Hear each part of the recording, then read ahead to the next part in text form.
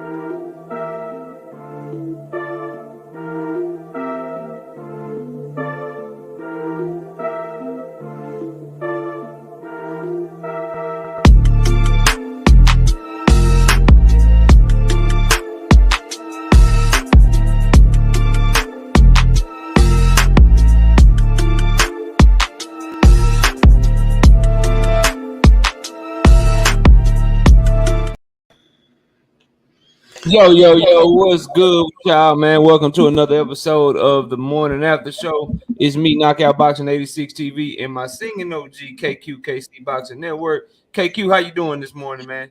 Oh, man, I'm doing fine, man. I'm doing fine. I'm a little disappointed, but hey, that's how it go, man. I scored it a draw, man. I thought it should have been scored a draw. I'm not gonna lie to you. I thought a couple of those scorecards were too wide, but it was a great fight. We'll get into it.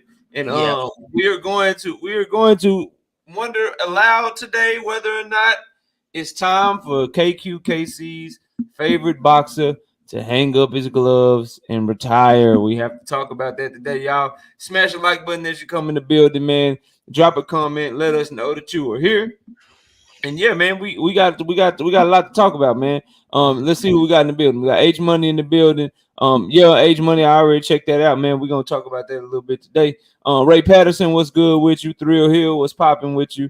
We got Antonio MMA in the building, what's popping with you? Mr. Mechanical, what's good? Mr. Munt, great video that you dropped, Mr. Munt. Everybody go check out Mr. Munt's video. He dropped a video about Lomachenko yesterday. It was a very good video. I checked it out myself. Thought he did a great job. Keep pushing and keep dropping the content, Mr. Munt. Y'all go check out his channel and subscribe to his channel. Mr. Munt is now a content creator, so we gotta show him some love, man. King D, what's up with it? Shout out to you, King D. What's good? Rick Timms, it's fight week for your boy. We gotta talk about Bud today too. It's fight week, Rick. It's fight week, Rick. Are we watching Bud or we watching Tiafimo and them? We got. I don't know, Rick. We might have to catch Bud on the playback. You know what I'm saying? Might have to catch him on the playback. G Parker, what's good with you? Shout out to G Parker in the building.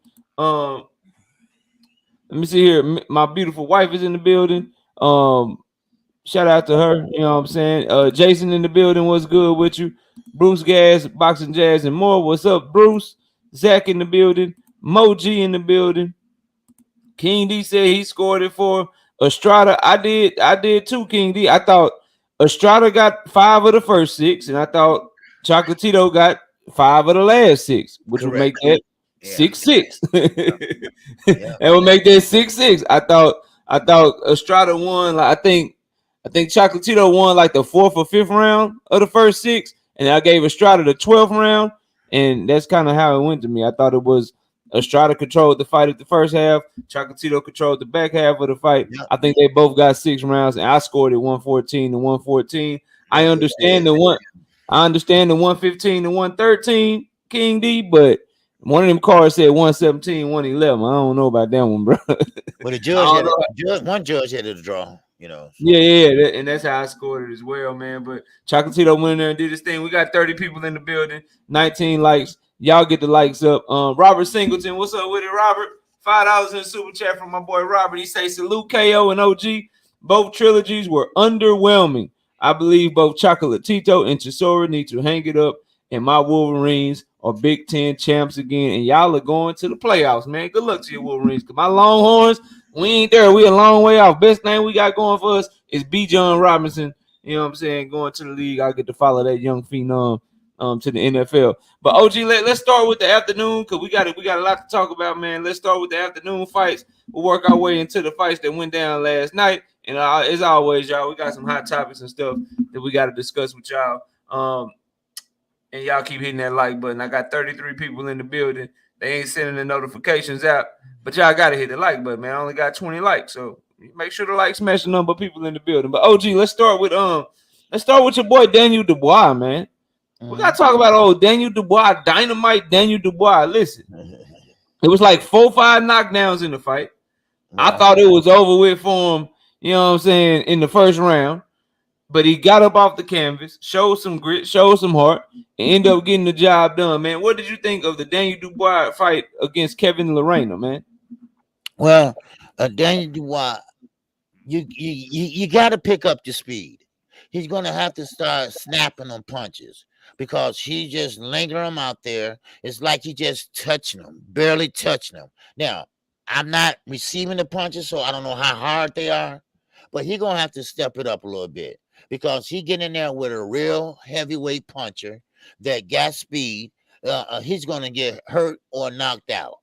But then again, he did have a bad knee, of course, and that's why I was like, why is he going down and he didn't get touched? Well, that's the reason why. And, of course, he was throwing the hook, and the hook will hurt your knee. So the way he was throwing it. But Daniel Dubois, he's no Caroline Dubois, no doubt about it. He need to learn how to box. Now, it looked like he's fighting like in a scary position where he barely got his hands out. He don't know what to do. It's like he's thinking before he throw, and he's thinking real hard. Then he throw it. Then he get back and shake, and you know he gotta be more sure of himself. He gotta be more aggressive.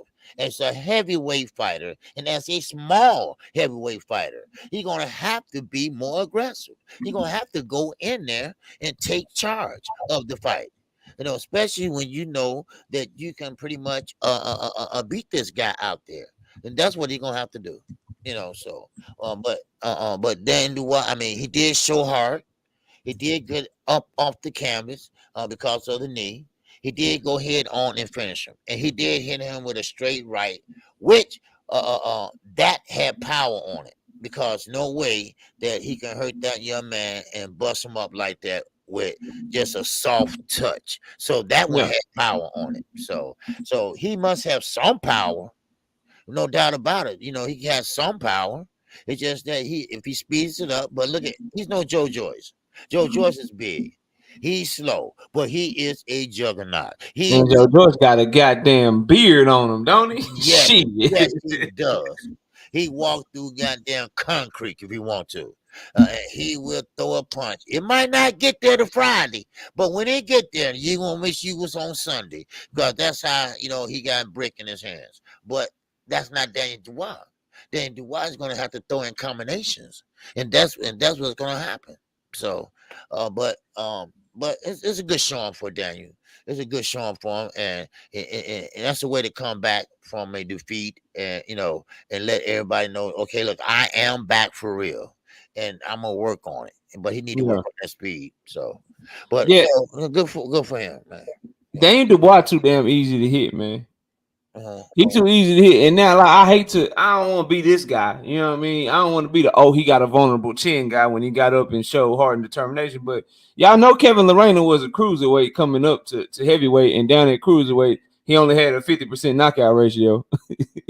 Wow. And he was able to rock Daniel like that. Now The thing I will give Dane Dubois, which I think is so stupid, OG, that I don't think enough people are gonna talk about, but I noticed it and I'm gonna talk about it. They were fighting outside. And it was 40 degrees. Ooh. So he probably just got caught cold.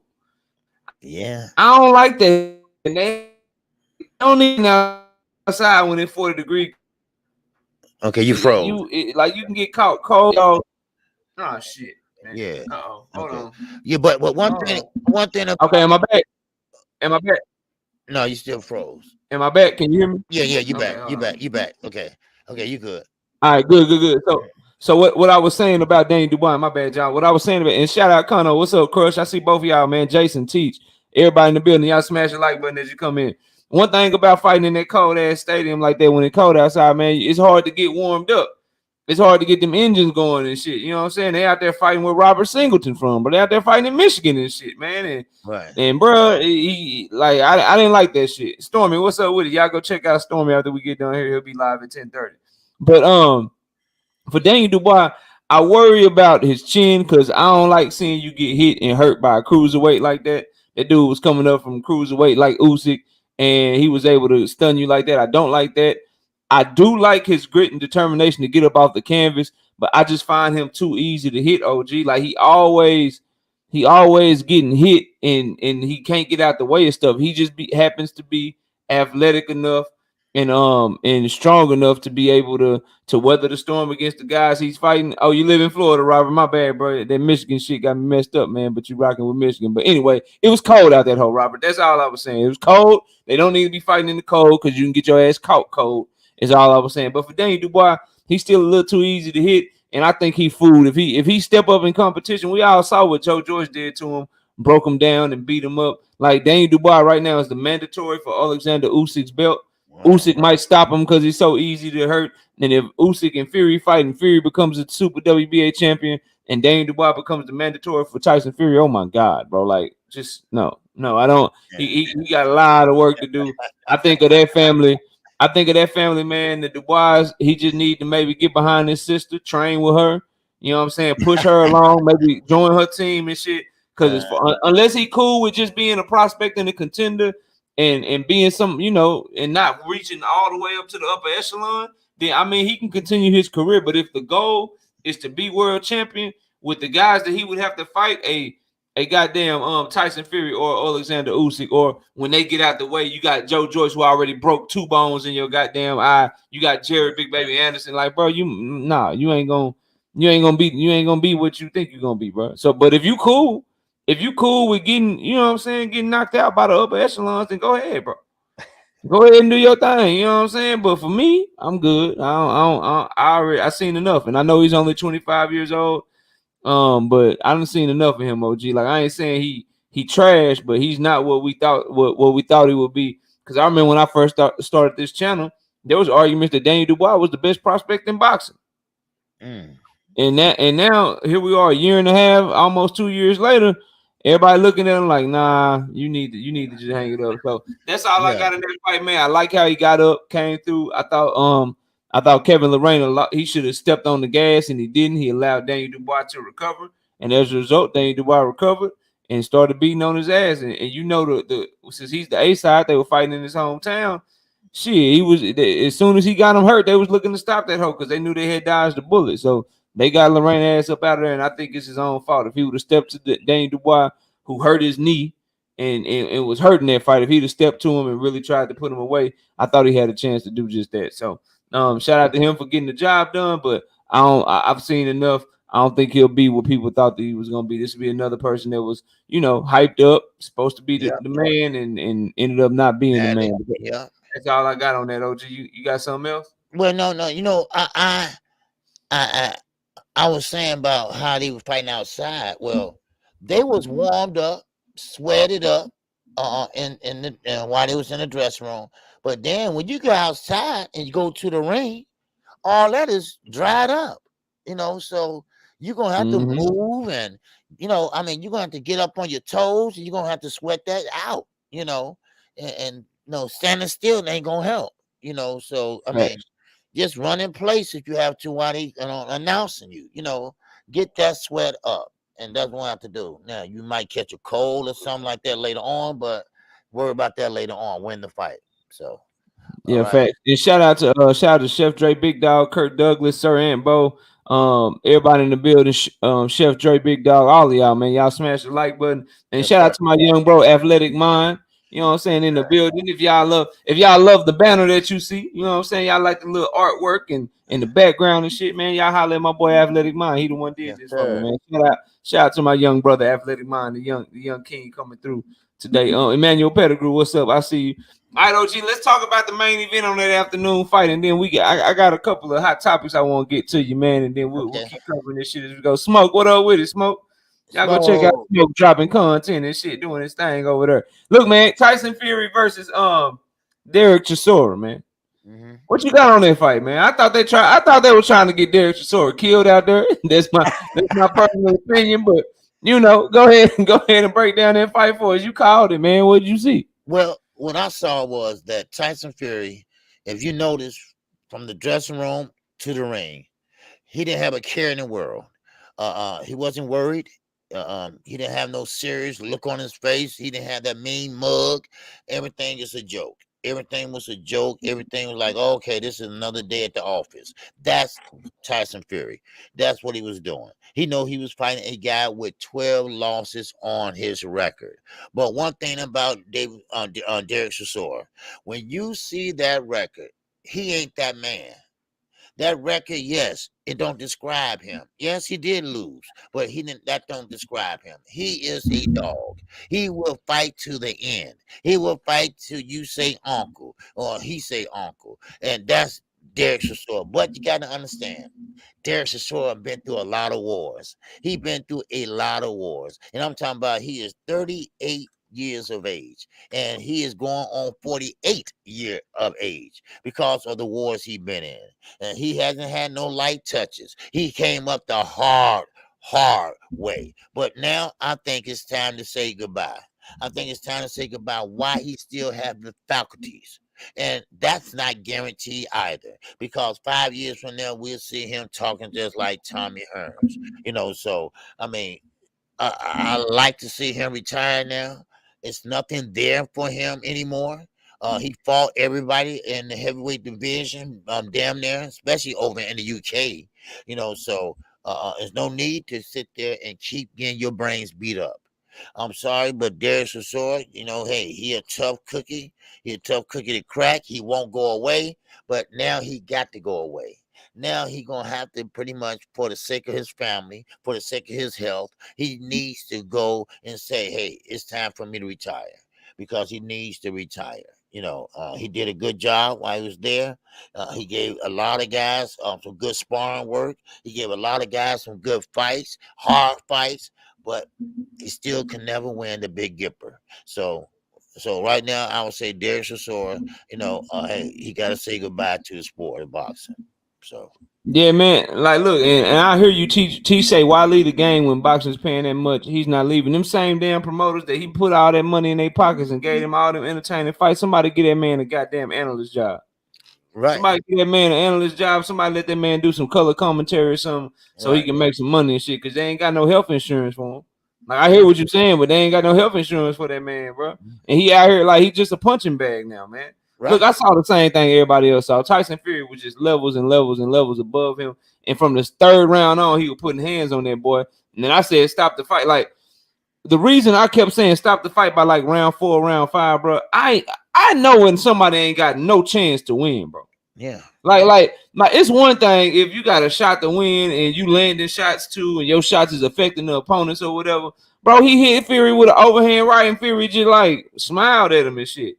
Yeah. That's the thing too. Like, he had no shot to hurt Fury or nothing, bro. And like, he ain't got no shot to hurt Fury. He getting hit with every single thing that they throw at him. Right? Every single thing that they throw at him, bro.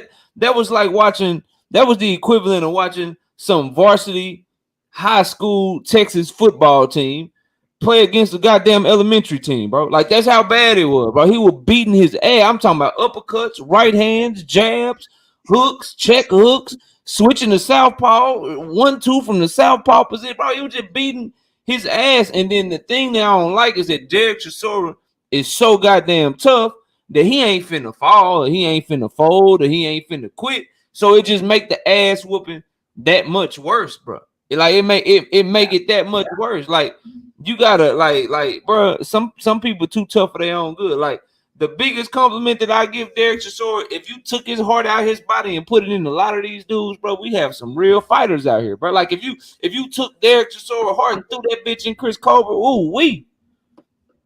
man, he be nasty. But you can't, unfortunately for Chris Colbert, you can't do that. And unfortunately for Derek Chisora, he just ain't got the skills.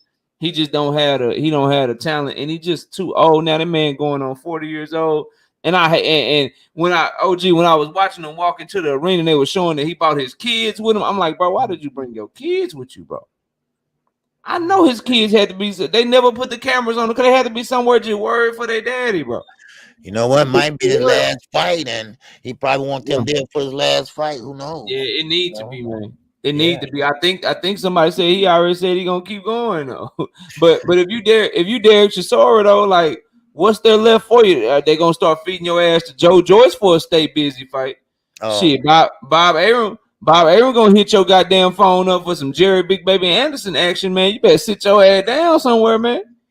Yeah, you better sit your ass down somewhere. But Tyson Fury did what was expected of him, man. This is one of those ones where I just don't even know who sanctioned this shit or why they sanctioned that shit. But Derek Chisora, as a warrior, as somebody that put on and gave us all this effort for all these years, as a fight fan, bro, you ain't gotta do nothing else, bro. I'm a fan of yours, bro.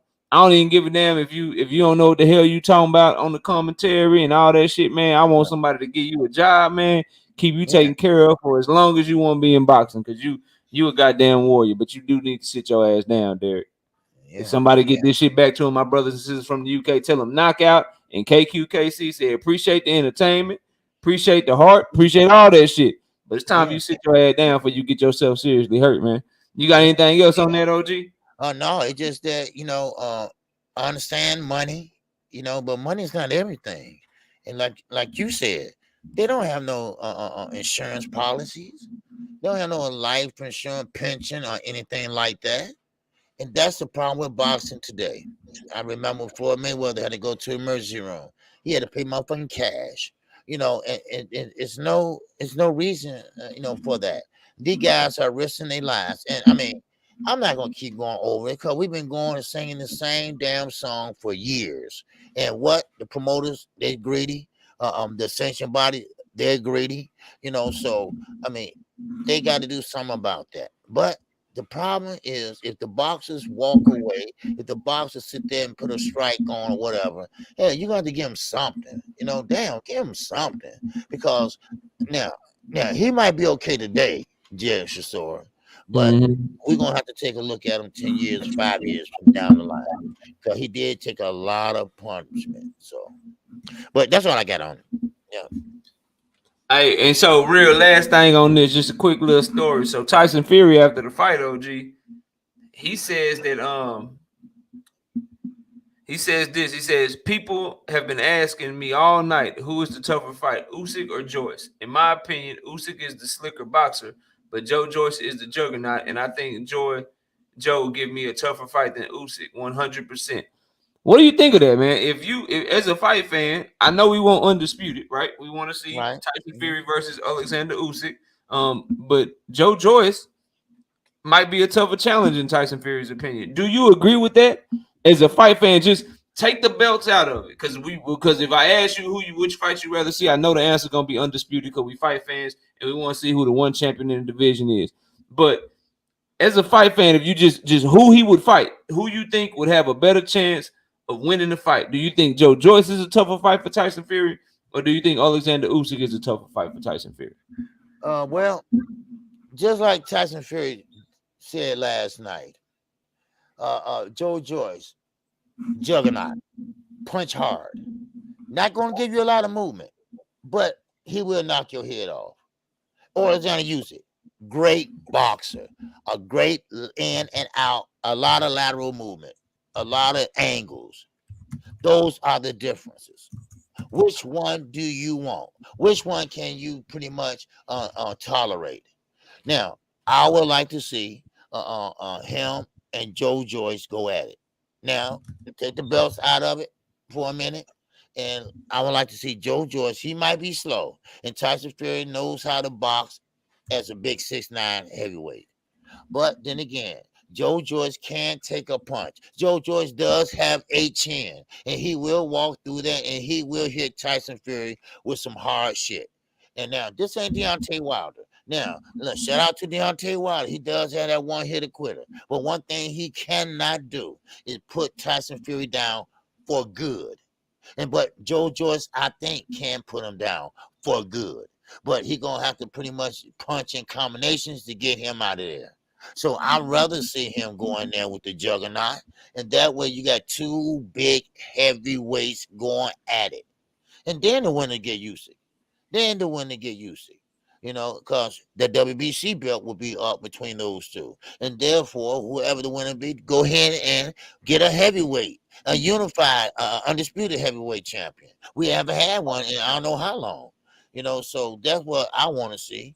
But first, let's get Joe Joyce in there first. That's what I want to see. Joe Joyce is slow, but he hits hard. He got a chin. He can go through concrete walls just like a juggernaut.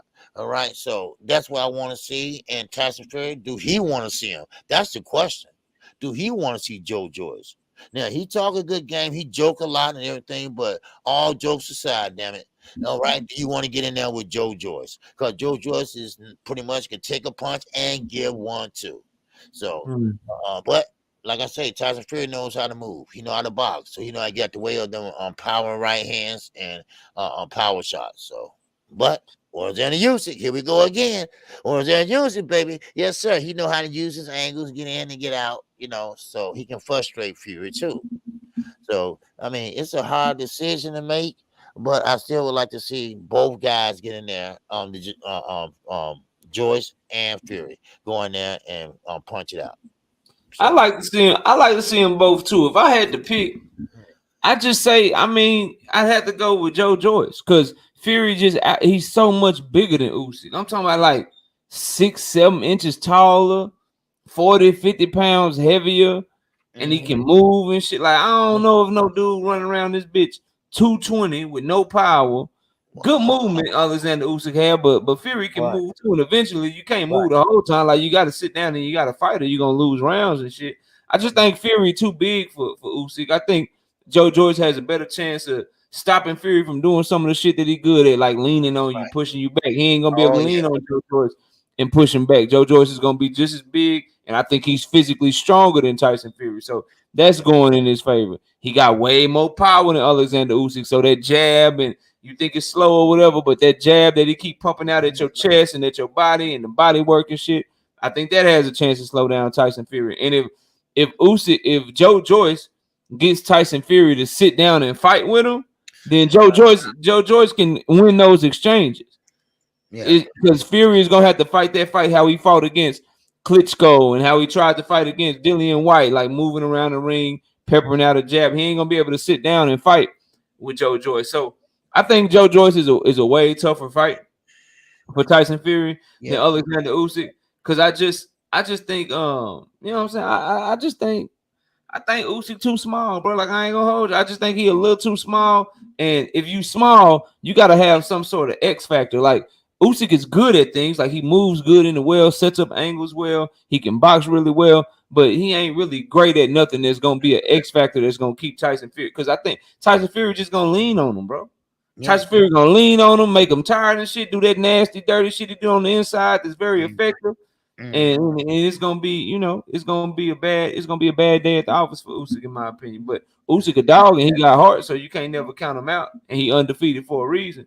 So I still got Fury as the best heavyweight, but the one I give the real shot right now is Joe Joyce between those two. But let's keep it going, man. Let's talk about let's talk some more about practice, OG. We gotta talk about sparring because Adrian Broner, he hollered at Blue Blood Sports TV. Shout out to Blue Blood Sports TV, man. Shout out to Blue Blood Sports TV. A great interview he did with Adrian Broner over the weekend. And Adrian Broner, he came in and he's giving a different account of things, man. He's saying that basically Tank knocked out had Devin Haney out on his feet, and that they all jumped in the ring, and then they had to split each other up and shit. And then once Tank got tired, that's when Devin started getting his rocks off. But he is saying that what Tank Davis said about y'all know how Tank Davis said, man, I cracked them, man. I cracked them boys, man. Y'all know how he said that shit. Adrian Broner is confirming that and saying that it's true. Bill Haney's response to Adrian Broner was that Adrian Broner that Tank ain't on shit and that him and Adrian Broner and Devin can set up a fight at 140. This is all on Fight Hype, by the way, if y'all want to check it out. And that they can set up a fight at 140. And then he started talking about when they asked him directly about was what Adrian Broner saying was true. He started he said AB be on some clown shit. He be on this, he be on that. And then all of this shit. Now, they keep talking a lot about sparring first. Let me say that, like, I've been watching boxing for 20-some years. Like, the sparring shit, like, bro, like, just get in the ring then, bro. Like, y'all both so sure. They so sure that they did this, they did that. Just get in the ring, bro. Just let us see it in public and quit talking about it, because you got Tank fans gonna be like, yeah, I knew he knocked him out. I knew he was gonna knock him out. Then you got Devin Haney fans like, shit, nah, Devin outboxed him. Devin did this. How about y'all just get it cracking, bro? How about y'all both take care of y'all business and get it cracking, bro? So, but what do you think of that, man? You know what I'm saying, Devin and Tank. You got AB now saying what Tank is saying is true, and all this shit, man. What do you think of this whole sparring situation, this practice? Well, AB, I'm hard on AB, no doubt about it, because everything he says, he been saying it for shit. For the last 3 or 4 years, and he keep on effing up. But one thing I can say on that interview with Blue Blood Sports, he was actual and factual, telling the truth. Real quick, OG, y'all hit the like button, man. 94 people in the building, 61 likes. Come on, show some love. Hit the like button, man. Come on, hit the like button, bro. Come on, man. That's cool. Do your boys a favor, man. We working hard, man. Sleepy and everything, man. I'm going to sleep after this shit, man.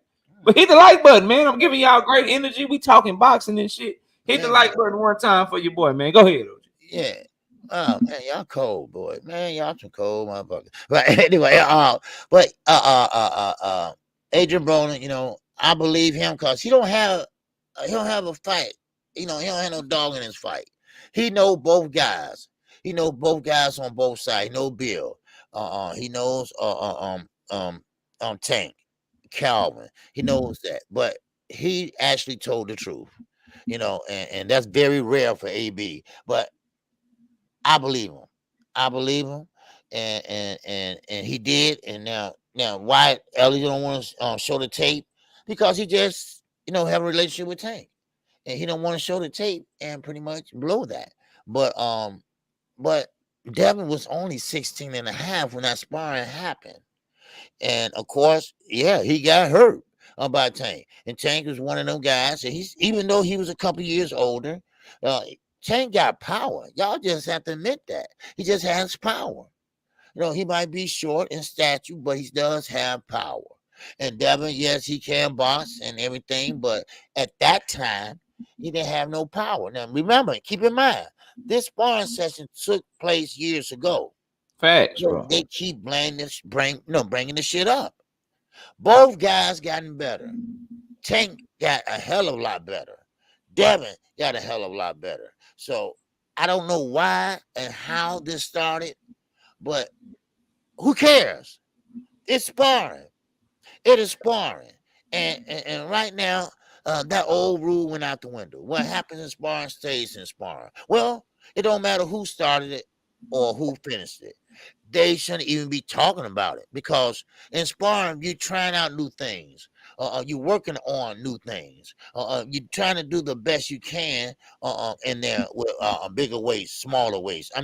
Bigger gloves. Everything plays a role in sparring that it doesn't play in an actual fight. But this is the problem. Shakir, Dev, and Tank. They need to fight each other.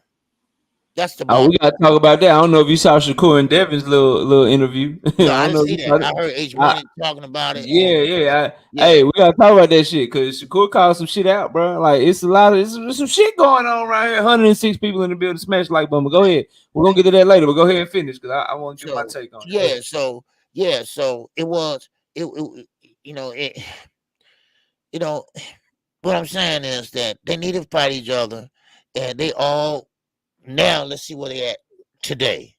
We know what it was then. They was kids.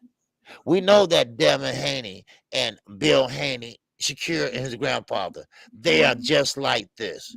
They grew up in the amateurs together. Javante Tank was on the outside looking in, but still in all. These are good goddamn fighters. And these lightweight divisions, because Devin ain't going to be there long.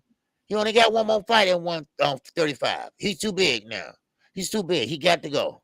So he got to go to 140. So they need to fight each other and and let this sparring shit pass you by. Now, Bill good at trolling. He's very good at that. Yeah, he is, bro. Good at the Thanksgiving and other things, right? You So already know I'm laughing because what happened behind the scenes this weekend. I That's know. why I say you goddamn right he is, bro. Go ahead, man. The one thing about Bill, he good at it, and he try to play you and see how far how dumb you are, right? But they need to fight each other, and like I said, I don't take a lot in that. I don't put a lot in stock into that. But Shakir, he's a good fighter, and all of them are good fighters, and that's one thing about it. The best should fight the best, and that's all I got to say about it. Already, shout out to the OG Mr. Munt with the $5 in the super chat. He said, "I think all this sparring talk is ridiculous. It only benefits us fans to know who got the better of it. It just pushes our specific narrative." Hey, Mr. Munt, you're a content creator right now. This sparring talk is great for you. You go make a video about it. Go make some content about it. You're a content creator now, baby. You gotta love this type of shit. Hey, man. You gotta love this type of shit. You see how the chat start popping, Mr. Mo? We start talking about this shit. You got hey man, you gotta talk about this shit, Mr. Mo. I know it's old school. I know you don't want to talk about it. I know you what happens in sparring stays in sparring, but say, man, we gotta do it. Look, this is what I think, but I don't think nobody is good enough in boxing to box with Devin Haney in sparring and he not have his moments, right? And I don't think anyone is good enough in sparring from 140 to 130 down. He says, I already did. Shout out to Mr. Money. I'm going to catch that super chat too. I don't think nobody is good enough from 140 down to get in the ring with Tank and Tank not catch him with something. So I believe AB. That shit sound reasonable to me. Sound like Tank caught his ass with some shit early. Sound like he caught him with some shit early, rocked him, stumbled him, whatever. And then as the sparring went on, Devin Haney did his thing. All I know is this, and then I don't really care about it after this, bro. All I know is in sparring, 16-ounce gloves, headgear on, no break in between rounds. Fighters ain't in their best possible shape. Like Devin Haney might have been in shape, but he wasn't in fight shape. He didn't go through a whole count. Yeah. Tank Davis probably was in some sort of shape, but he wasn't in fight shape or the shape that he's in right now at this point in his career. So the only way to settle this, the only way that me and Jay Grant Jr. can come in here on a Sunday and one of us got to eat crow is if they fight. The only way me and Dank Father and me and Get the Smoke, the only way that we can come in here on a Sunday and one of us eat crow and one of us give the other person's fighter their credit is if they fucking fight. Until then, me and Smoke gonna go back and forth. Me and Jay Grant Jr. gonna go back and forth. And it's gonna be my opinion versus his opinion versus his opinion versus my opinion. And I'm tired of that shit. I just want to see him fight at this point. So I can know if I really see what I see or if I saw the wrong shit, and I can give whoever beat whoever ass they credit, bro. Like that's all I want to see, bro. Like I'm tired of this shit, man. You know what I mean? Like it's like, damn, bro. Like who telling the truth, who lying? I don't even care at this point, bro. Like I don't even care at this point. Like can y'all just fight, bro? Can Devin Haney beat the shit out of Lomachenko? Tank Davis handle your 2 fights in January and April, May when it is, and by this time, December next year, can we get Tank and Devin in the ring? So all this Twitter shit, all this sparring shit, all this shit, can it just go away? And we can get them to fight. Like, I'm ready for that shit to go away, just like I'm ready for Earl Spence and Terence Crawford to go away. Get the hell in the ring, stop all this talking and going back and forth and all this capping, and then just fight, bro, so we can see what the hell going on. And shout out again to Mr. Munn with that $2 in super chat. He says, I already did. All right, KQ. Let's get real fast. You ain't gonna see Devin and Tank in the ring unless they fight at 140. Cool. Devin should only fight Loma, and then he should move to 140 and Tank. You said you want to make the fight next. You didn't specify a weight class. You said you want to make the fight after you finish with Ryan and motherfucking Ryan and Hector or whatever. So you can go to 140 and fight Devin, bro. Listen, if you can beat him at 135, you can beat him at 140, and that go for both of them, bro. Like that 5 pounds, like you ain't finna tell me if Devin outboxed Tank and make him look bad in the ring, it was because it was at 140 and 135. You're not gonna tell me that if Tank knock out Devin, it was because it was at 140 and not 135. Them dudes is so good. Whatever's gonna happen between them is gonna happen between them. Weight class be damn, bro. I'm not trying to hear that shit. I'm not trying to hear that shit out. But let's get to some more fights, man. We gotta talk about this Diego Pacheco kid, man. We gotta talk about this Diego Pacheco kid, man. What you think about Diego Pacheco versus Luna, man? We on to the DAZN card now, y'all. What you think of this Diego Pacheco and Ricardo Luna fight, man? Man, Slick Rick, I see you, baby. That's your boy, man. Slick Rick, he met him and showed him around the town and everything, the Benavides camp, and man, this young man is only 21 years of age, and now he is developing like on a fast pace. My bad, KQ. Again, y'all, man, y'all gotta hit that like button, bro. I'm short 40 likes right now, man. 40. I understand everybody can't donate to the channel and shit on the Cash App or the Super Chat. No big deal. But y'all do what's free and hit the like button one time. We got 112 people in here, 87 likes, man. Let's at least get the likes up over 100, y'all. Come on. I know y'all in the building, man. Maybe you just forgot. It's all good, but I'm just reminding you, respectfully, of course. Shout out to Dub Right Side. Hit the like button for me one time, man. Let's get up over 100 likes. Go ahead, KQ. All right. Yeah, so this young man is only 21 years of age. This young man, they are moving at a fast pace. Not a very fast pace, but they're moving him along. Now, one thing I can't say about Jose Benavides Sr., he is not babysitting this guy. He is not trying to put him in there with lower opposition every damn fight.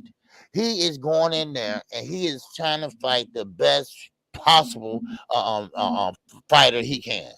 The best fight he can make, he's going in there and he's doing it.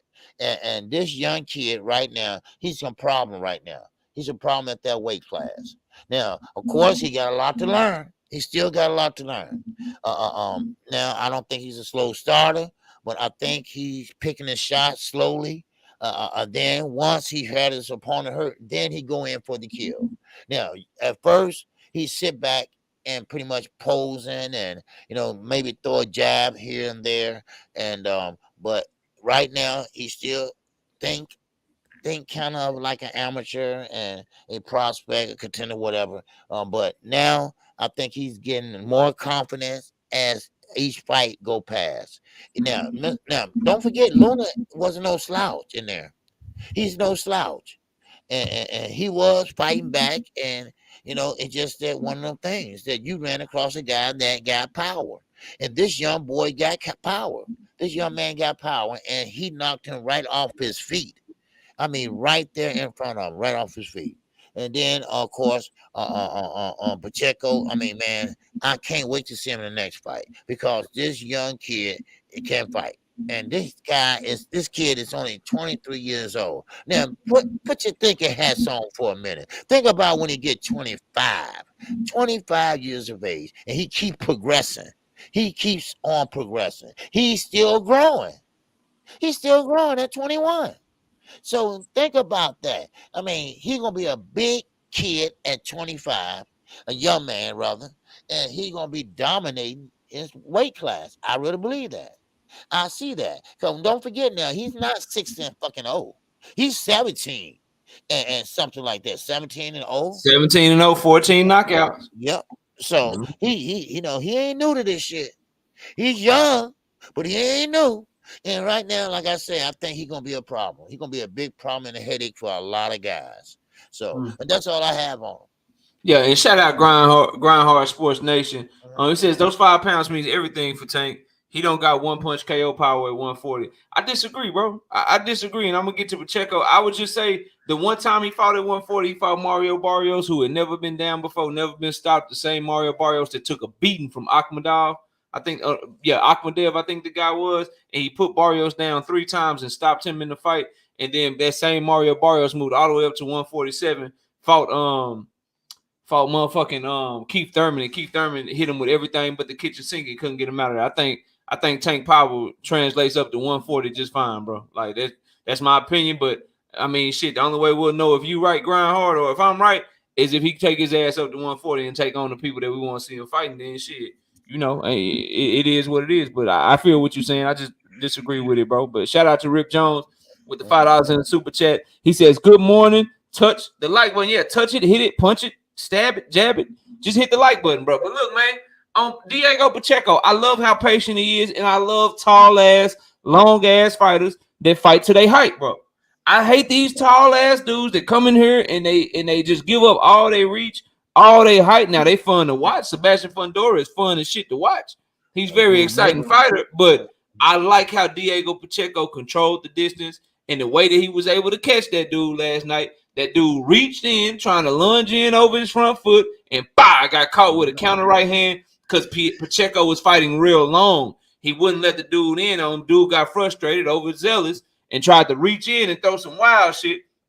He caught his ass with a right hand, bro. You know what I'm saying? So I was like, damn, man, this dude, he got it. And then after that, I love how he finished, bro. I love how he finished. Now, he do need to work on a little bit of patience, because when he knocked him down the first time, he got a little overzealous, went in there and just threw a barrage of punches. I don't like that. You do what you did to get him hurt. You stay patient. You keep going to the body and touching the body. You know what I'm saying? You pick your shots. He did that after he knocked him down the second and third fight time. But, bro, I loved his performance. He looks like he's getting better under Jose Benavidez Sr., and he's getting great sparring with David Benavidez, so they got to be paying off. The only issue I think he's going to have, and Thrill Hill just read my mind and put it in the comment, is that he's coming up in a time that I think, in an era that I think is just going to be where he's going to always be right a step behind this dude, David Morrell Jr., because they around the same man. I think Morrell might be 2 or 3 years older than him, but they at the same division, and they always going to be at the same division. And when they finally meet up, I think Morrell he just going to be too much for him, bro. But Pacheco, in any other era, I think he'd be the number one prospect at 168, and people will be considering him the next big thing at light heavyweight 168, something like that. It's just that he's in the era with David Morrell Jr. I think that's the same thing that's happening to Virgil Ortiz Jr. I think Virgil Ortiz Jr., if he was in another era coming up, he'd be a surefire number one. Wouldn't be able to say nothing about him, and you'd have him as that guy coming up to 147. But since he's in the same era as Jerron Boots, everybody like, I mean, shit, you all right, you might be champion, but we don't think you'll ever be able to see Boots. So, but I'm very impressed with Pacheco, bro. Very, very impressed with Pacheco. I love how long he is, how he fights to his reach, and the patience, the counter punching ability, fighting behind his jab. He just impressed me a lot last night, man. I can't lie to you. I was very impressed with what that young man was able to do last night. Shout out to Foxy Brown with the $5 in the super chat. Says, I feel you, knockout, but Bill says Stevenson can be next in front of Lomo. They on the same side. Winner, fight, Tank. Well, since you brought it up, that's what he was. H Money was talking about when he came here, OG. So Shakur and Devin was talking, and Bill was talking, and Bill was basically like, we can move Lomachenko out the way, and we can just fight you. Since you the baddest motherfucker, we can go to Bob and we can fight you. And you already know how I feel about that, so I'll let you go first. But what you think of hearing that, man? Shakur versus Devin. It's a great fight. Any way that Bob Arum will move Lomachenko aside so that Devin Haney and Shakur Stevenson can fight, man. You know what? I don't think Bob would do that. I think Bob, he always been, how can I say this, favorite, always liked, always loved Lomachenko. And he wants them to have them belts back. He wants those belts from Devin Haney. All the reason why he wants to make this fight.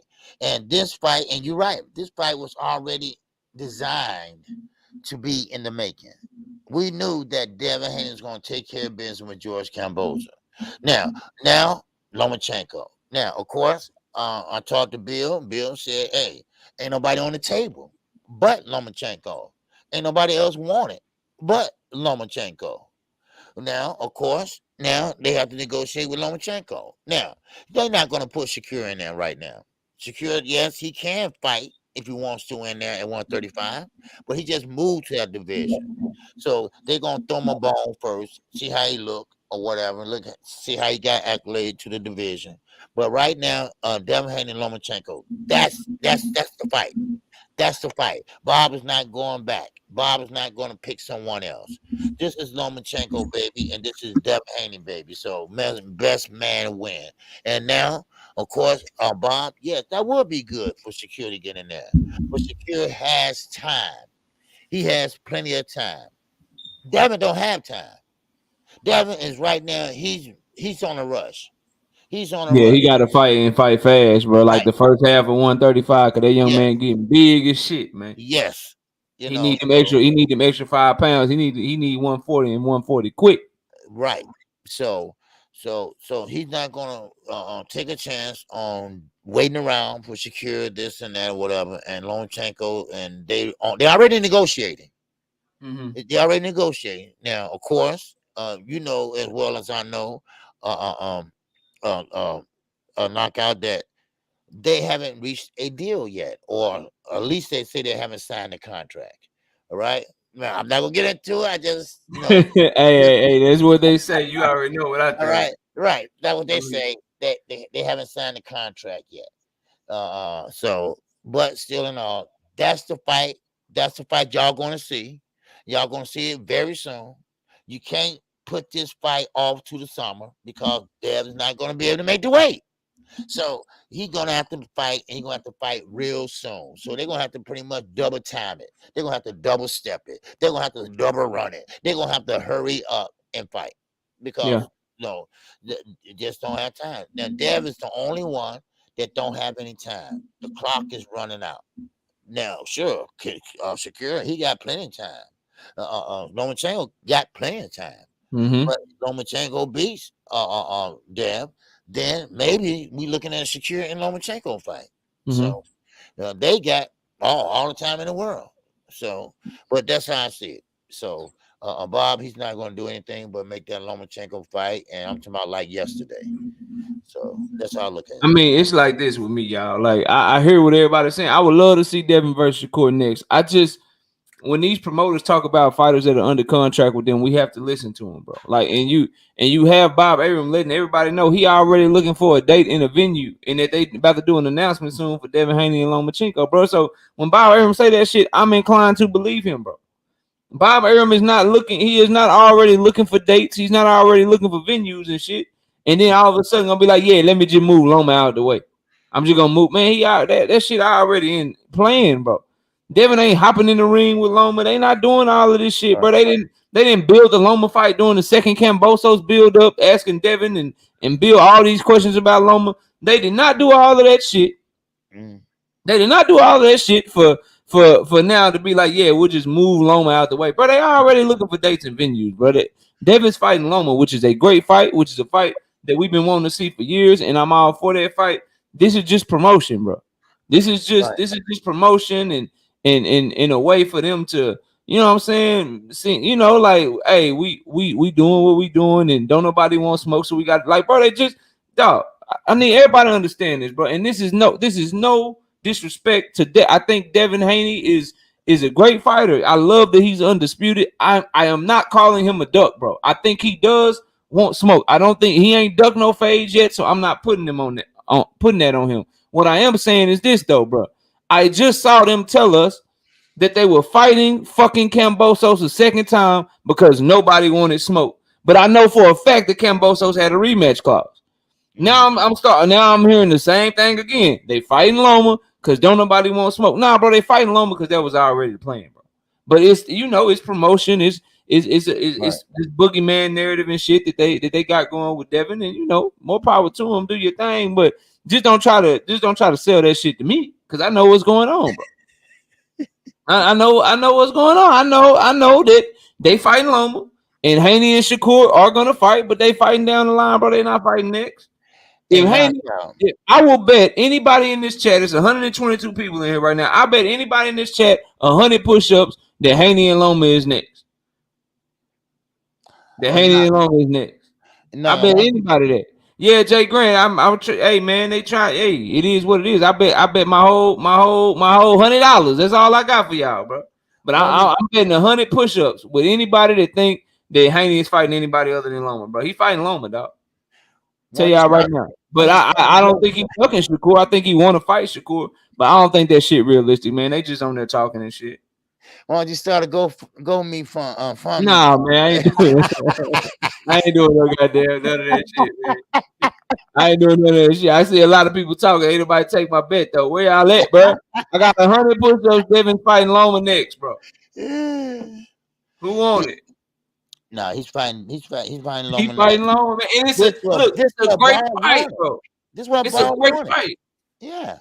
It's a great goddamn fight, and that's the fight that he wanted, bro. You know what I'm saying? But it is what it is, bro. Bob ain't letting nobody get in the way of Loma trying to get them belts back, bro. Nope. That's his son. That's his little adopted son. That's his little baby shoe. Yeah, baby. bro. Bro. And it's a great fight. It just, bro. And I need my brother Jay Grant Jr. I need Smoke. I need all y'all to understand, bro. I only go at these two things, bro. I only go at we only fighting this fight because everybody is ducking us. Or we'll step in and do this when we already got it. That's the only shit I go at. I don't call that man a duck. I ain't saying that he can't fight. None of that shit. I only go at the cap shit, bro. And y'all know this Devin Haney Shakur shit, moving Loma out the way, fighting Shakur. We gonna talk to them. You talk to them. We gonna make this fight happen. Y'all all know that's bullshit, bro. Stop playing. Like, y'all know that's some bullshit, man. Y'all know that shit. Jay Simon, what up, man? Y'all know that shit ain't happening, bro. This man Bob Arum already told y'all, hey man, I'm looking for dates and venues and shit, bro. It's Loma, bro. He's fighting Loma. Like, stop, man. But let's move on to the most. Oh my god, bro. Were we watching the track meet? Was this a marathon, man? What the hell was going on with Julio Cesar Martinez and goddamn Samuel Carmona last night, OG? Talk to me about the co-main event, bro. Talk to me about the co-main event before we get to Chocolatito, bro. What happened with that fight, man? Well, you had a fighter that was gamed, and Martinez, and then he had another fighter that didn't want to engage, but want to win. But how can you win a fight if you don't engage in a fight? How can you win a fight if you don't throw punches in a fight? Yes, you can throw a punch on the fly, but he was flying before he threw the punch, and he expect to have his hand raised. He was expecting to win. He had a big disappointment on his face, like, oh, they robbed me. No, they didn't rob you. You have to fight. You have to be engaged. So what Martinez did was show that he was the aggressor. He wanted to smoke and he wanted to fight. Clapped his gloves all night long. Let's fight. Stop that damn running. Now, I always say lateral movement is a good thing. It's not running. It's called lateral movement. But last night, that was damn running. That was running for your life. That's what it was. Now, I don't know why or where he heard it from, but somebody must have told this young man that Martinez is a big puncher. Martinez is something else. Martinez is the champion, and you don't want to mess with something. I don't know. But he will not engage. Sure, he'll go around, stop, reset, throw a punch, get back up, and go back around. Stop, reset, go back around the other way. Stop, reset. Then he said, you know what? Fuck it. He went around the whole damn ring 2 or 3 times. That's not boxing. That's not boxing at all. That was pretty much you on the run, and I ain't got no way out. Now, of course, I have to give a lot of blame also to Martinez. Martinez needs to learn how to cut off that damn ring. Now, I'm no fanboy or anything like that, but Earl Spence knows how to cut off a ring. Earl Spence knows how not to give you a way out.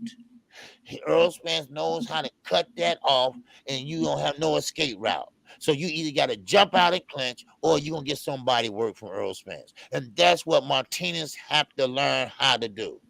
What he's doing is following him around, then throwing punches and missing, and running right into the ropes. Now, of course, if the judge was looking at it a different way, they would say, okay, he's making a miss, but he's not making him pay. But then again, you got to give the fight to the one that wants to engage, the one that showed up to fight. That's why he won that fight. Now, of course, he didn't throw a lot of punches. I mean, he did, but but Carmona.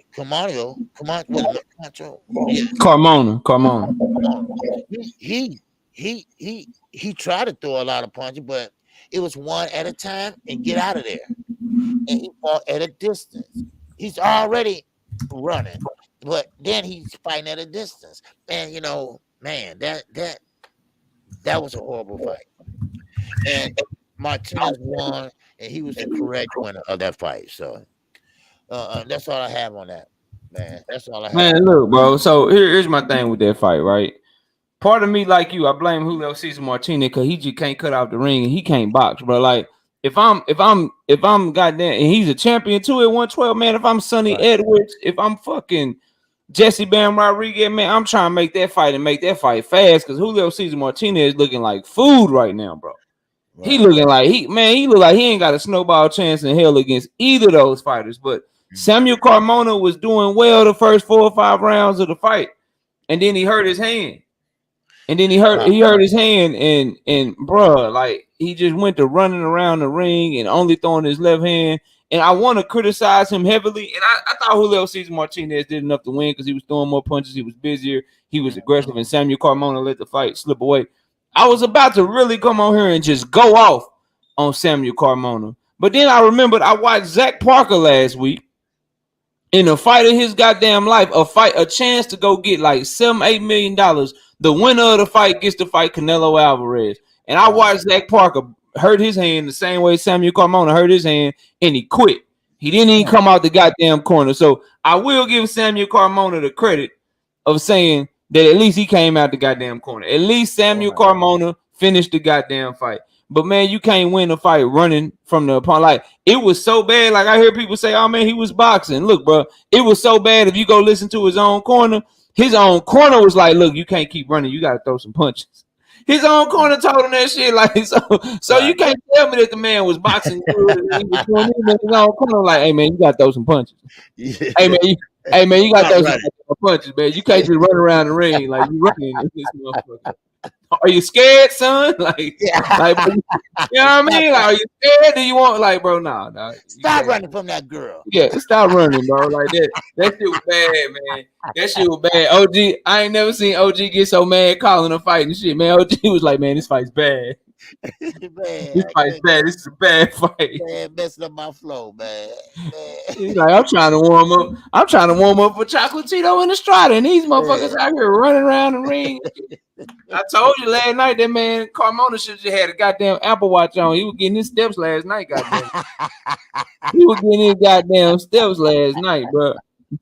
But yeah, man, I see what you're saying in the chat, Don Jenkins.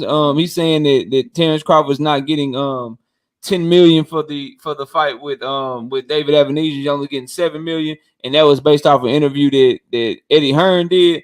I ain't saying that you wrong, Don Jenkins, but I can't say that Eddie Hearn is a credible source in a fight that he ain't got no business in. Like this ain't a DAZN fight. Like how he know? How does Eddie Hearn know what Terrence Crawford is getting paid? Now I don't think he's getting paid $10 million either, but I can't say with that certainty that Eddie Hearn is correct because he ain't part of that shit, bro. You know what I mean? Like I don't know, but it is what it is, bro. But look, man, we got one more fight. We got to talk about this fight, and then we got to talk a little bit about previewing the fights next week because we got a lot of great fights next week. Goddamn Chocolatito and Estrada, man. Chocolatito messed up my parlay last night, man. All I needed for him to do was win. I had every other one right, man, and your boy let me down, KQ. What happened, man? What happened to him, man? What did he do? What happened in the fight, man? Man, Estrada came out last night, and all 3 fights that they had, that was the first time Estrada fought on the back foot, used angles, doubled up on his left hand. I mean, he had a lot of nuances in there last night, and and of course Roman Gonzalez. He is a fighter that rushes all his punches, rushes and come in. He comes in aggressive. He don't go backwards. He doesn't take a step back. He comes straight forward. That's him. That's who he is. That's who he has always been. And yes, he has been that big star on HBO. Yes, he been that big star in boxing, period, at a smaller weight class. But now he's at the age of 35. Once before, when he fought Martinez, after he won that fight, they asked him about retirement. They asked him about hanging it up. He said, "No, oh no, I got a lot left. I got plenty left." But now they asked him that same question last night, and now he answered it different. He said, "Leon, I have to think about it. I got to talk it over with my family. I got to talk it over with my kids. My son want me to retire. So now I think his thinking is changing. He's not as fast as he was. He's not as accurate as he was. And that up and close, 90 plus punches per round, he can't sustain that anymore. He's 35. And that's not an old, but it's old in boxing. And when you went through fights, and now don't get it twisted. He ain't just fought Estrada now. He been around for a long time. He has been knocked out also, but he has been around a long time, and he has been a great boxer. But yes, he is slowing down. And yes, it is time, I think, for him to hang it up before he gets seriously hurt. Right now, Bam Rodriguez, he could take on a Roman Gonzalez and probably beat him now. But the old Roman Gonzalez, Bam will have a big, difficult problem with him. But now, Bam Rodriguez looking at the number one right now at that weight class, which is Estrada. Estrada's number one. Now, one thing I do like about what they did last night after the fight, they gave each other compliments. And Estrada gave Roman Gonzalez all the compliments in the world that he is a Hall of Famer. He is this fighter, Eddie Hearn looking at another fight between those two. I don't want to see it. Okay, a trilogy, that's enough. That's enough. Let's see some Bam Rodriguez or someone else in there. Yeah. I think they ran their course. All right. Now, that fight didn't live up to the hype. Of course, we were expecting a little bit more action, and we were expecting a closer fight. Now, one judge did have it as a draw. Yeah, you got a majority decision one draw, and then one judge gave it to Estrada 7-5, 115 to 113. Then Right. another judge gave it to Estrada 8-4, 116 to 112. Right. So, and Chris Mannix, of course, he had it a draw unofficially. I scored it a draw too. I scored it a draw too. I thought Chocolatito didn't do shit in the first half of the fight. I was mad than a motherfucker. He didn't do nothing the first half of the fight. I thought he dropped 5 of the first 6 rounds. And then I thought he won 5 of the last 6, and I scored it a draw. I scored it 114. But 7-5 Estrada, I ain't mad at that. Because I think there's an argument that you can make that Chocolatito didn't win any of the first 6 rounds. I think you can make that argument. That I think you could find a close enough round in the back half to give Estrada 2 of those rounds. So I ain't mad at Estrada winning, bro. I'll let you finish it, then I'll tell you what I think of this whole trilogy, this whole situation. Well, as I finish, any other time Gonzalez fight, he'll come back and he will win that fight in the second half. Last night, he took over the second half of that fight, but it just wasn't enough.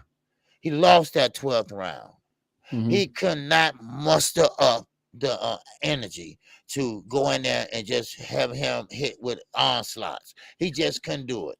And that's a signal to me that saying this fighter now is not the same guy he used to be. Mm-hmm. This fighter is not the same that he used to be when he was with HBO and all the other fighters. And so it's time. It's time right now. I know he might think he got a lot of fights left, but I don't like to see a knockout a fighter of that magnitude that display a lot of heart, that was a champion, that went through the trials and tribulation, getting knocked out, coming back, and this and that. And I don't want to see him keep going on, and then next thing you know, his career is a mockery. You know, you Yeah. let them, Lose 4 of his last 5, and that's how he was yeah, remembered and shit like that. Yeah, right, like right. Roy Jones and shit. Like, Yeah, bro, you you get know, knocked out at the end of your career, shit against dudes that you know you would have stepped on back in the day. Like, yeah, right. I feel what you're And saying, man. yeah, so sometimes you just gotta, cut the cord right Yeah, then and there. So that's all I got on it, man. I was man. disappointed, and that's I'm it. disappointed. I'm disappointed too. Not in the Right. decision and not in my money because I don't never bet nothing that I can't afford to lose. But I'm disappointed in judges today, OG. And I don't want this shit to sound like a rant, bro. But this is why, to me, the sport, it got to get cleaned up, bro. Because at the end of the day, Chocolatito should not have 2 losses on his record to Estrada, bro. He won the second fight, fam. That's it, Yeah, yo. and judges got me, and that shit got me tight because I'm like, bro, like if like he lost, he didn't win this fight because he didn't close it out in the 12th round, and he gave away the whole first half of the fight. I ain't mad at the decision for Estrada. What I am mad at is that now looking back on this great fighter's career, he now got 2 losses. He got a loss on his resume that he shouldn't even have, bro. Because in that second fight, he won that fight, bro. He won that fight. Like it's a consensus among most boxing fans that fight should have went to Chocolatito. And I can't say this enough, bro. It's common sense. And if the sanctioning bodies and these fucking promoters, if they get together, bro, why don't the fight every other sport? You can't name me one sport where people don't know the score of the sport throughout the whole goddamn event. In soccer, they know that shit is 0-0 the whole goddamn time. You go to basketball, every time somebody shoot a goddamn hoop, they know the score. You score a touchdown, you score a goddamn field goal. Everybody know the score of that shit. Boxing is the only sport, in MMA and all this shit, they the only sport we gotta wait till the end of this motherfucker, man. I don't get to know what the judges is thinking and shit. And it would change the fight. Maybe instead of having to have his corner, Chocolatito's corner, be like, hey man, what the hell you doing? You need to fight, bro. Like you giving this shit away. You need to fight. Instead of having them motivate him, what if the score said, what if all the judges were like, hey, bro, you down 4-0? Right. Maybe he picks it up earlier. We don't know. You know what I'm saying? What if all the judges like, hey, bro, you up Estrada 6-0, and then Estrada lets his foot off the gas and Chocolatito comes back even stronger, bro. Boxing has to fix this shit to where fighters and fans can know the score of the goddamn fight while it's going on, because that makes the shit funner to watch and shit. Because now we know, like, hey, bro, you losing. Oh, bro, you winning this shit. Because it's nothing more disheartening, OG, as a fight fan, to be like, bro, I know this motherfucker won, bro. Like, I know he won. I know he won, and y'all robbed this man. Can you imagine the backlash on social media if Michael Fox versus Gabriel Mastery was scored live? Everybody would have been like, man, what the hell going on? Man, Twitter would have been lit up. YouTube would have been lit up. Everybody been like, man, what the hell going on, bro? Like what you doing, dog? Like y'all, how y'all give him that round? He got his ass whooped that round, bro. Like, dog, they gotta clean that shit up, man, because I'm watching the fight and I'm like, okay, Chocolatito lost. And then I'm gonna get to the actual fight, y'all. I just had to say this shit. Chocolatito lost. But now I'm looking at a fighter that I know won a fight historically. They're gonna say that he lost to Estrada twice. Like 20 years from now, 30 years from now, however long we here, and I end up not being on YouTube no more, and KQKC is not on YouTube no more. Somebody gonna come on one of these social media platforms. They be like, Chocolatito wasn't all that. He lost to Estrada twice. That's what they gonna tell you, and because they didn't see the fight, because they weren't here at the time that it happened, bro. That's why getting shit right and getting scoring done, bro, that shit is so important, bro. They not because in history, as people get further and further removed from this fight, all people gonna do is look up box rec and shit. They ain't gonna go back and watch the fight and see who really won and all that shit and how close the fight was and shit. And now this man got another loss on his record that I feel like he didn't deserve it. He lost the third fight. You can still say that Estrada beat Chocolatito, but bro, he didn't beat Chocolatito twice. He didn't beat him twice, bro. But now to the fight, I saw what you saw, OG. Estrada boxed well off the back foot. He did his thing. He was countering Chocolatito coming in, and Chocolatito, he just couldn't get his engine going early enough. He was like starting up a 1969, you know what I'm saying, Astro van or some shit. You know what I'm saying, some old ass Oldsmobile or something. It took him a while to get going, bro. But once he got going, and there was moments in there where you could see the old Chocolatito. But like you said, he would throw them combinations. Then he would always have to take a step back because he's like, God damn, I can't throw 8 punches in a row like I used to. I can give you about a good 4 or 5, but I need to step back, reset, then I can give you another 2 or 3. Whereas Chocolatito, he used to be slipping and ripping and going nonstop and shit and countering you and shit. He just couldn't do that shit no more, man. So Asian kind of caught up to him. But man, he's a great fighter. He did his thing, and Estrada, Estrada put on. He did what he had to do to win. Coming off of COVID this year, coming off a performance in his last fight where he did not look that good, he rose to the occasion for Chocolatito and did enough to win the fight. And that 12th round got it for him, in my opinion. That 12th round left a strong impression on the judges, and I can't be mad at the decision.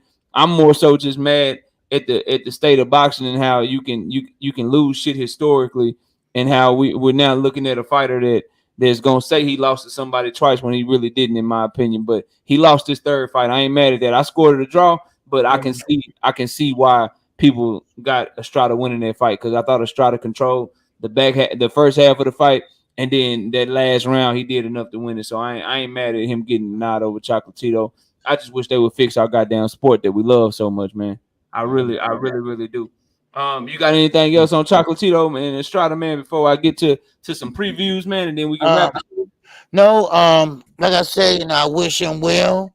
Like I say, 35, and he was trying to entertain it, when he said, hey, how about, you go fight someone else? And he said, they pay me a little more money, I probably will. But see, that's why I go to tell you, money is not everything. Your health will come first. And so like I said, the brain is not meant to get hit. Every time you get hit flush, your brain is rattling, your brain is moving. So, like I say, once again, Roman Gonzalez needs to pretty much hang it up before his speech, everything start going. And right now, he's quiet and this and that. He's a humble dude, and he's not gonna say anything. Not a mean bone in him, and he's gonna have to talk that shit and walk that walk and talk that talk. But now, them days are over with. Those days are over with, and he need to pretty much hang it up. You can see the difference in this Roman Gonzalez versus the Roman Gonzalez in 21. So that's all I have. All right, man. Let's get to some of these fights. My bro, what up, T? Man, let me where my there you go. What's good with you, T? Shout out to my brother Southern T Sports and Betting. Y'all go check him out, man. He doing great work over there. He like CNN in this bitch. He live 20 hours out of a 24-hour day. That man live. He got everything over there. Boxing, football, basketball, baseball, MMA, all that shit, man. Y'all go check out T. You doing great work over there. All right, let's preview some fights, OG, before we get about this motherfucker, man. Okay. Terencd Crawford, David Avanesian. Terencd Crawford loses if what happened? How can he lose this fight? Well, first of all, underestimating David Avanesian. I don't know if he's doing that or not. I'm quite sure he's training, because one thing about it, David Avanesian don't have nothing to lose. I mean, he don't have anything to lose. So he might just say, you know what, I'm going for broke. Yeah, if he lose and get knocked out, he just go back over there to the UK and beat up on some more UK fighters like he been doing. But go ahead. Exactly. He don't have anything to lose. But Terencd Crawford, he has a lot to lose. Not only the WBO belt, also his reputation. We all know how this media tour is going for him, and it's not going so good, because every time he opens his mouth, he correcting the lie that he told the last interview. So, but I wish him luck. I wish BLK Prime luck also. But I told you, and like I told my chat, if Terencd Crawford don't have great numbers in Omaha, Nebraska, at the Shy Health Center, where he damn live at. I mean, and you buy the tickets on Groupon, right, at a discount. If you don't sell that out, and also you don't have great pay-per-view numbers, then I'm going to talk about your ass 5 days straight. That's what I say. Damn, man, you gonna give them a whole, you gonna dedicate a whole week to cooking them. Last thing on this, OG. Robert Smitty got a great question. You got Keyshawn Davis fighting. You got Terrence Crawford fighting. Wow. You can only bet money on one. I got $100 for you to bet. Whose corner would you bet that Bo Mac is gonna be in this weekend? Is Bo Mac gonna be down there in Omaha with Terrence, or he gonna be over there in New York with the boy Keyshawn, man? Who corner Bo Mac gonna be in this week, man? I can tell you right now, he's gonna be in Keyshawn Davis' corner. Wow. Okay. The reason why I say that, because allegedly, let me say that allegedly behind the scenes, they are or sources. Your sources, you got sources. Yeah, my sources. My sources tell me they are at odds with each other. BLK Prime and the manager of Terrence Crawford, or used to be manager, they are not seeing eye to eye. Terrence Crawford and Brian McIntyre are not seeing eye to eye.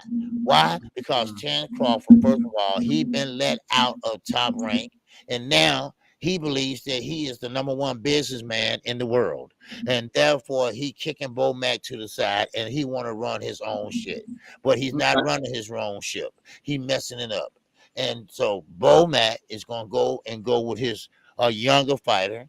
And a younger fighter needs him anyway. If they was still on the same terms they've been on for years, you still need to be in the young man corner than Terrence Crawford. Terrence Crawford knows what to do. I mean, he's supposed to have 3 trainers, right? Yeah, he got a lot of trainers. He's a veteran and all that. Yeah. So what the hell? Red, what's it? Red and them doing? Yeah. Somebody gonna be with Keyshawn, somebody gonna be with you, and then shit. Selfishly, right. If you Bo Mac and shit, Terrence on his way out, Keyshawn on his way in and up. You gotta look at your future and be like, shit, I'm gonna go over here and make sure I do it right. So, or he gonna say, can I get something out of Keyshawn like I got out of Terrence? Yeah, that what he on. I ain't gonna hold you. That's what he on right now, bro. Bo Mac ain't fooling no goddamn body, bro. Look, for me, on the first question I asked, and then we'll keep it going. First question I asked, the way that Terrence Crawford could lose his fight, nothing David Avenizia can do if Terrence Crawford is at his best, focused, locked in, ready to go. So the way that Terrence Crawford would lose his fight is if he is distracted, not taking David Avenizia 100% serious, and all this talk that he's been doing has really been a distraction in his camp and in the ring. So focusing on Earl, focusing on doing all the shit, the interviews, and talking more about Earl, talking more about Jamel than his upcoming fight. If those distractions that he's been showing publicly, if he's been distracted like that privately and not really focusing on David Avenizia, that's the only way he can lose the fight, because he's a better fighter. He's far more skilled. Do I think he's distracted? Do I think he's going to lose? You got to stay tuned for the prediction video that's dropping this week for that one. Now, let's keep it moving, OG. You can only watch one, okay? This ESPN card, I know you're calling the whole card, so you're going to watch more than one, but you can only watch one of these fighters. All the other fights, you got to turn them off, or you got to do something. I be who I be. I got you on Wednesday, bro. I got you on Wednesday. I know I got you. I got you on Wednesday. I be who I be. Salute to you. But look, so December 10th, we also got the Teofimo Lopez card. And OG, you can only watch one of these fights. You can watch Tiger Johnson fight, Bruce Carrington fight, Keyshawn Davis fight, Xander Zayas fight, Jared Anderson fight, or Teofimo Lopez fight. That's a lot of names, and that's a fire-ass card. I know you get to watch all of them, but I'm putting you on the spot. Putting you on the spot. Which one are you excited for the most, bro?